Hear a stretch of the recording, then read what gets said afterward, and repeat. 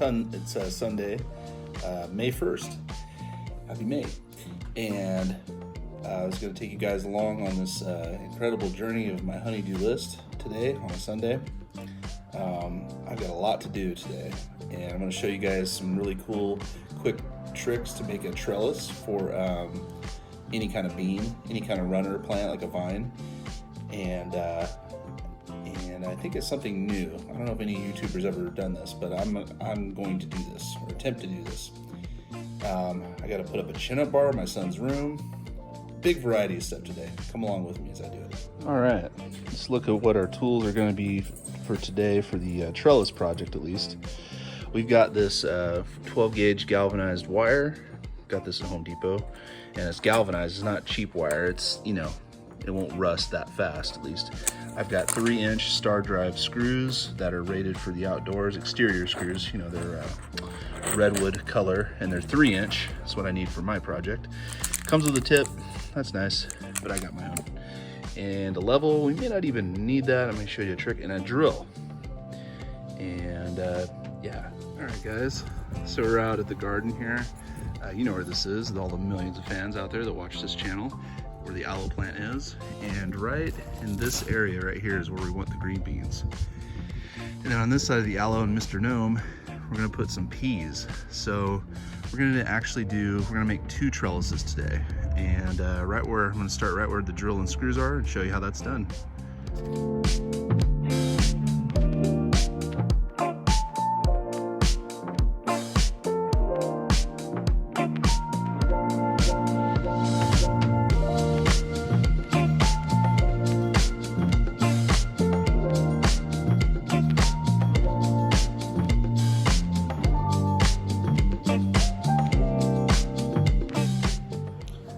Okay guys, so my cool trick that I was going to show you involves the wire, finding the tip of the wire, a drill, and some lineman's pliers. Made by Channel Lock anyway. And we're not even going to use a level today. It's going to be very unfancy, very quick, and I'll show you how we do it. But first, by showing you how to do it, and this video is a shout out to Brett, a guy who used to work with me, who showed me this little cool trick. So what you want to do is put your wire, yes, into the drill, close the drill onto the wire, right?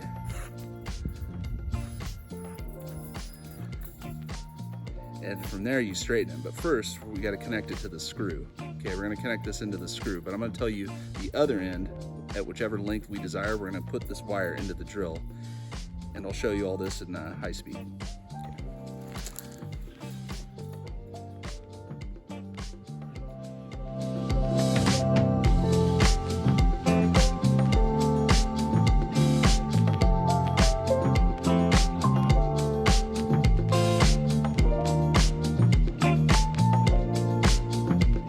So I think you guys can see that, with just some lineman's pliers and some wire, you can get this like almost guitar string tight. And all you do, let's go down here. And I use way too much wire here, you can see that, but you just take your pliers and simply just tighten it up. I don't know if any of you viewers have ever tied rebar, but I've done lots of that. And actually want this on the other side. But you can kind of get the idea. You're basically using these pliers, and you're just winding it around the screw. See that? And you saw how I straightened it?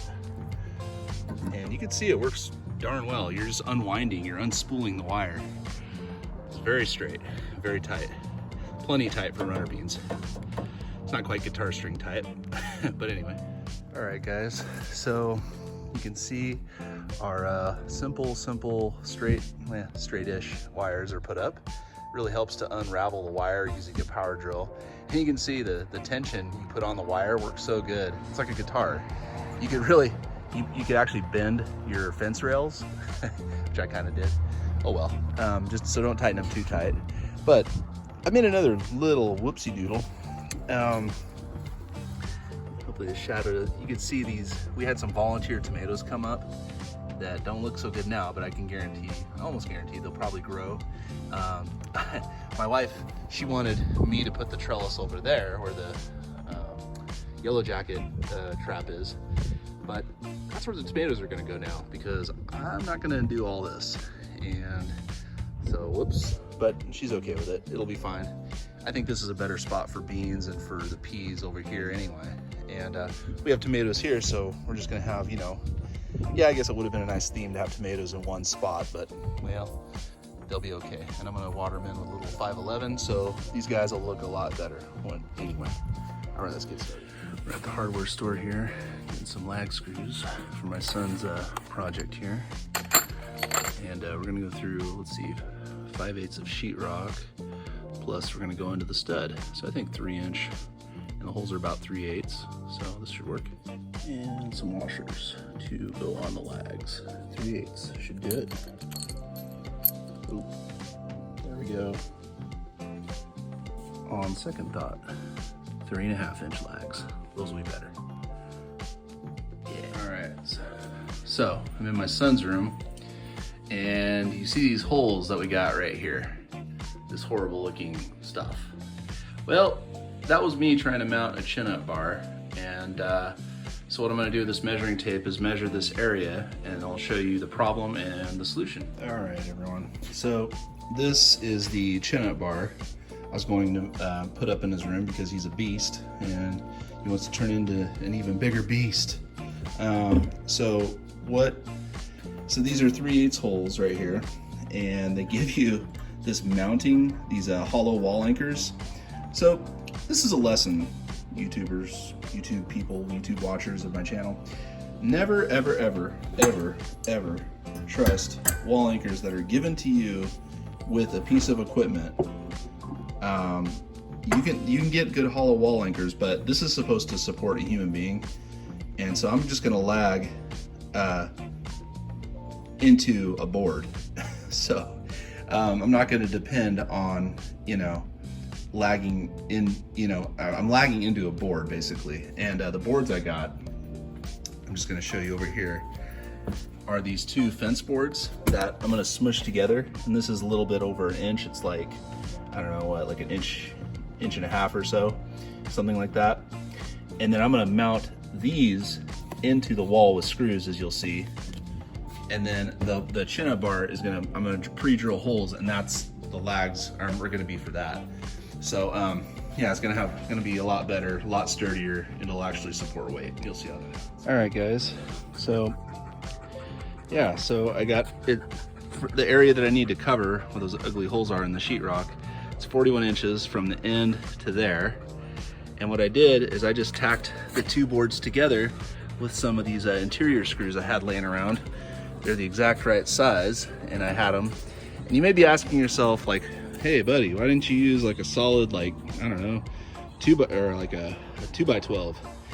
Well, if you've been shopping for lumber lately, you know why I didn't get a solid 2x12. Because to get a piece this long, especially out of like something like redwood, which I don't care about the type of wood, but even a 2x12 piece of Doug fir would be ridiculously expensive. And say hi to Nugget, everyone. Hi Nugget, beware of dog.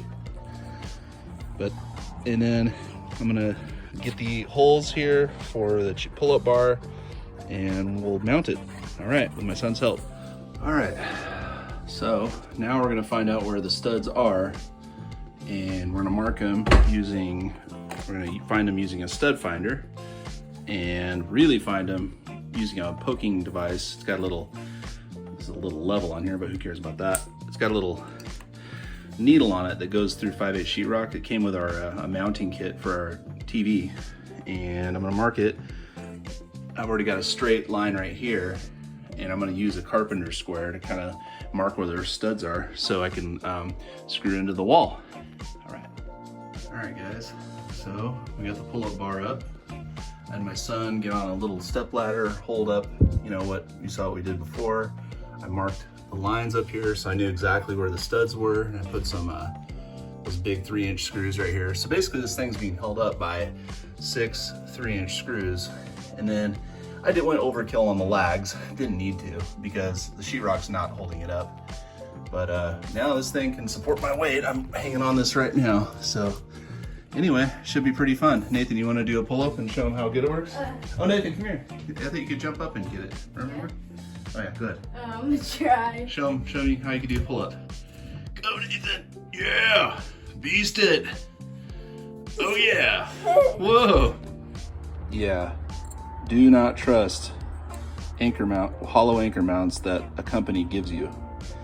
But it's not to say you can't buy good ones, but the ones that the company is going to give you are probably going to be the cheaply made ones. These did not work. These are not meant to hold up a human being. Before doing a project, use your common sense. So as far as like the projects today, I'm not totally done, but as far as filming, I'll probably end it there for the sake of not making an insanely long YouTube video that would, I'm sure, entertain you.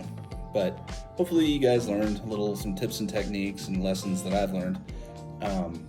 One, shows you how to straighten some wire. Two, do not trust. Do not. It'll save you a ton of time. Do not trust the hollow wall anchors that a company gives you. And yeah, so the rest of the day, I'm gonna mow a lawn. I'm not gonna show you, everyone probably knows how to mow a lawn, my junky looking lawn. Gopher control. We have some grow bags. We're gonna plant some potatoes in there, because that's the best thing to keep gophers away, other than like building a planter box with hardware cloth. Yeah. All right, you guys, have a good weekend, and hope everyone's gardening and staying healthy. Okay, bye.